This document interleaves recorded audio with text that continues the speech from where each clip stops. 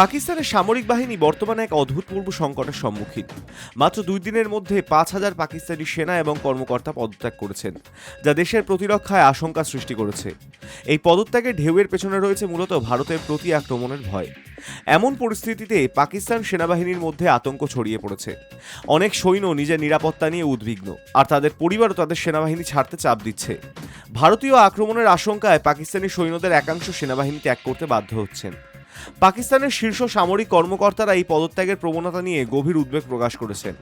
১১তম কোরের commander lieutenant general উমার বুখারি পাকিস্তান সেনাবাহিনীর প্রধান জেনারেল আসাম মুনিরকে চিঠি লিখে সতর্ক করেছেন, সেনাদের মনোবল দ্রুত নিচে চলে যাচ্ছে। যদি এই প্রবণতা অব্যাহত থাকে, পাকিস্তান সেনাবাহিনী কোনো প্রতিরোধ গড়ে তুলতে পারবে না। এদিকে পাকিস্তানের পশ্চিম সীমান্তে ১২তম কোরের ২০০ কর্মকর্তা এবং ৬০০ সৈন্য পদত্যাগ করেছে।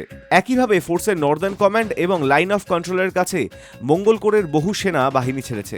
পাহেলগামে সন্ত্রাসী হামলার পর ভারত সরকার ইন্দাস জলচুক্তি স্থগিত করে এবং পাকিস্তানের বিরুদ্ধে কঠোর পদক্ষেপ নেওয়ার হুঁশিয়ারি দেন।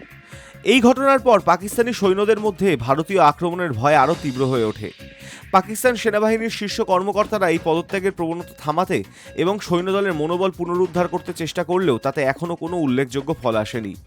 সেনাবাহিনীর মধ্যে এক আতঙ্কের বাতাবরণ তৈরি হয়েছে, যা পাকিস্তানের সামরিক ঐক্য এবং প্রস্তুতির ওপর বড় ধরনের প্রশ্ন তুলে দিয়েছে। Hi news network.